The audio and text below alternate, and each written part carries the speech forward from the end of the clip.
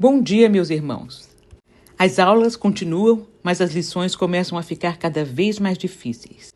O que está em Êxodo, com a descrição da lei dada por Deus, agora Jesus traz para a sua realidade e nos mostra como agir. Só Ele pôde cumprir a lei. Ele não veio revogar ou torná-la sem efeito, mas veio cumprir. O tema de hoje é Cristo, a lei e o ódio. Mateus 5, 17 a 26. Os 3 primeiros versículos mostram a posição de Jesus diante da lei mosaica. Diz assim: não pensem que vim abolir a lei ou os profetas. Não vim abolir, mas cumprir. Digo a verdade. Enquanto existirem céus e terra, de forma alguma desaparecerá da lei a menor letra ou menor traço, até que tudo se cumpra. Todo aquele que desobedecer a um desses mandamentos, ainda que dos menores, e ensinar aos outros a fazerem o mesmo, será chamado menor no reino dos céus. Mas todo aquele que praticar e ensinar esses mandamentos será chamado grande no reino dos céus.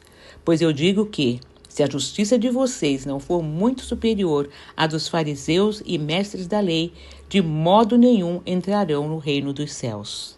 É importante lembrar que a lei de Moisés não se refere apenas aos 10 mandamentos, mas a toda a normatização narrada nos livros do Pentateuco. São 613 leis dadas ao povo, que na realidade é o berço de toda a legislação de qualquer país.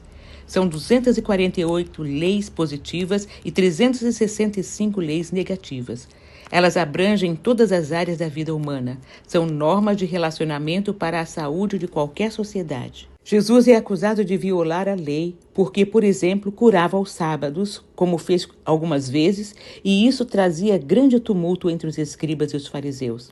Os escribas eram pessoas encarregadas de elaborar as normas e regulamentos. Os fariseus, cujo nome significa separados, que se encarregavam de observar essas regulamentações.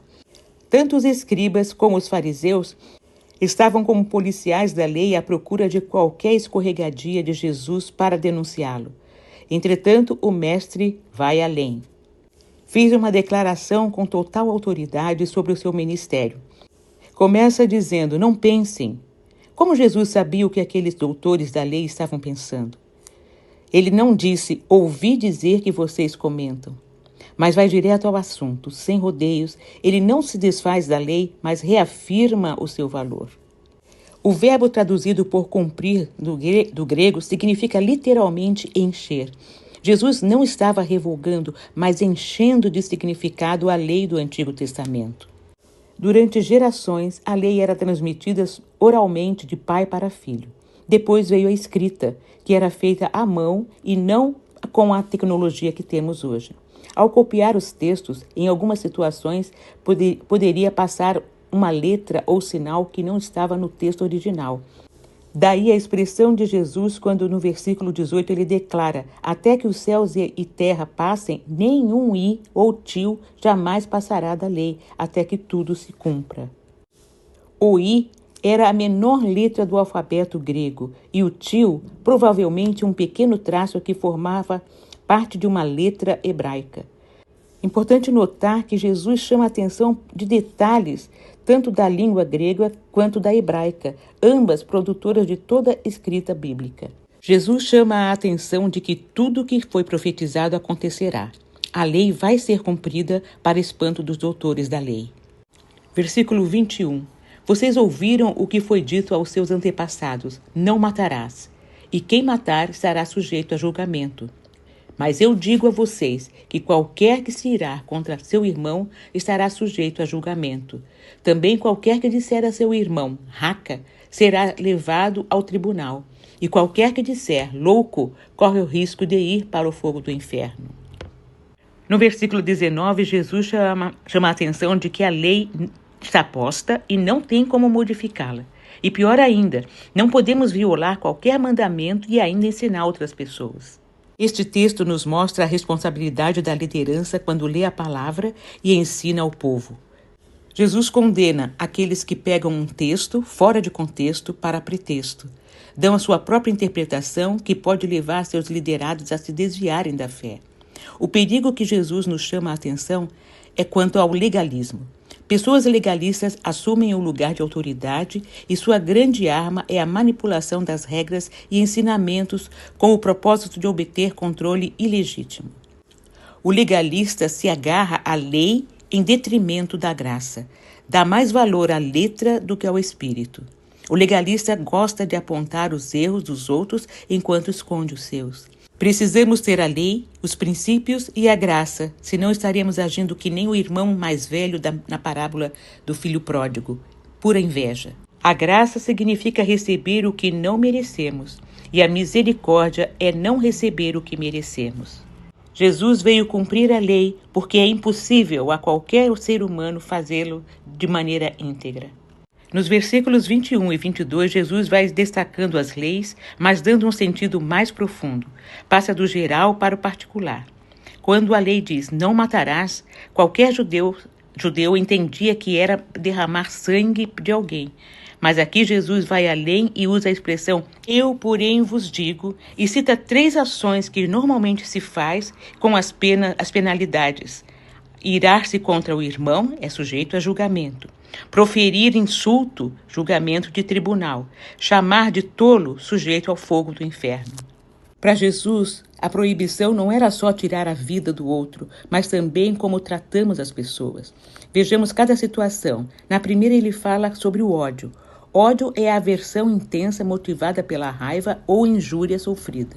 Existe uma frase que diz assim: guardar raiva, o ódio, é como alguém que toma veneno e quer que o outro morra. Quem toma veneno é quem morre. Quem dá espaço ao ódio em seu coração se autodestrói. Muitos dentre nós estão se destruindo enquanto o malfeitor está se divertindo. Lemos lá em Eclesiastes, capítulo 7, versículo 9. Não te apresses em irar-te, porque a ira se abriga no íntimo dos insensatos. Em Efésios 4, 26, lemos, irai-vos e não pequeis, não se ponha o sol sobre a vossa ira. Ficar irado é natural no ser humano. Quando temos algum aborrecimento, a nossa adrenalina aumenta e ficamos irados. É natural. O problema é o que fazemos com essa ira. Quando lemos, não se ponha o sol sobre a vossa ira, é o mesmo que dizer, não guardem ira para não serem prejudicados. A segunda observação de Jesus é insultar o outro. A palavra insulto, xingamento, é uma tradução da palavra raca, pessoa sem importância, um idiota. Quando insultamos uma pessoa, estamos matando-a. Aqui Jesus vai além da lei. A terceira observação sobre não matar é chamar alguém de tolo, que significa destruir a reputação moral do outro. Pessoas maldizentes que têm o hábito de fazer comentários maldosos sobre outras pessoas, difamando-as. Quando Jesus se refere ao 6º mandamento, ele fala que a pessoa que se torna escravo da sua ira, que deprecia o próximo com palavras maldosas e que destrói o bom nome dos outros, pode nunca ter matado ninguém, mas no seu coração ele é um assassino. É interessante como Jesus continua esse texto, versículo 23. Portanto, se você estiver apresentando sua oferta diante do altar e aí se lembrar de que seu irmão tem algo contra você, deixe sua oferta ali, diante do altar, e vá primeiro reconciliar-se com seu irmão, depois volte e apresente sua oferta. Entre em acordo depressa com seu adversário, que pretende levar ao tribunal. Faça isso enquanto ainda estiver com ele no caminho, pois caso contrário, ele poderá entregá-lo ao juiz e o juiz ao guarda e você poderá ser jogado na prisão. Eu garanto que você não sairá de lá enquanto não pagar o último centavo. Jesus diz que podemos matar muitas pessoas com nossas palavras e tratamentos inadequados e continua falando sobre reconciliação. É interessante que Jesus nos chama a atenção para, ao ofertar nossos dízimos, ofertas, louvor, culto e serviço ao Senhor, precisamos estar de bem conosco e com o nosso próximo. Interessante que Jesus não diz para a gente deixar a oferta e depois ir lá se reconciliar. Ele faz o contrário, ele inverte a ordem. Diz que a gente deve procurar o outro quando tem alguma coisa contra nós. A reação humana é, ele que venha pedir perdão, pois ele é que me prejudicou, ele é que me ofendeu. Não é assim que a gente faz? Jesus sempre pede o mais difícil, o que nos desafia e nos faz crescer. Não é fácil, mas é assim a caminhada com Jesus. Uma ação dessas é a prova de maturidade espiritual. Dessa forma, podemos servir ao Senhor com liberdade e ser bênção para outros. Em suma, no Sermão do Monte, Jesus reafirma a validade e a importância da lei do Antigo Testamento, mas introduz uma interpretação que vai além do cumprimento literal. Com a morte de Jesus, elementos cerimoniais como sacrifícios de animais tornaram-se desnecessários, mas os princípios morais da lei permanecem importantes e são reinterpretados sob a ótica da nova aliança. Um ponto central da mensagem de Jesus é a ampliação do mandamento "não matarás". Jesus ensina que o assassinato não se limita ao ato físico, mas inclui atitudes interiores como ódio, desprezo e insultos. Palavras ofensivas são equivalentes ao homicídio aos olhos de Deus, pois refletem a ira e o desrespeito pelo próximo. Essa abordagem amplia o entendimento da ética cristã, destacando que os relacionamentos humanos devem ser marcados por respeito e amor. A reconciliação é um valor essencial no ensino de Jesus.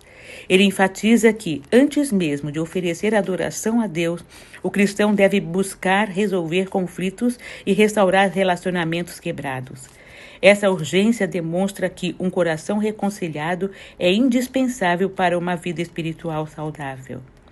Ignorar ou desprezar alguém, em essência, equivale a matar essa pessoa em pensamento, o que contraria o mandamento de Deus. Jesus convida seus discípulos a viver de forma superior à justiça dos escribas e fariseus, que se limitava a rituais externos e superficiais.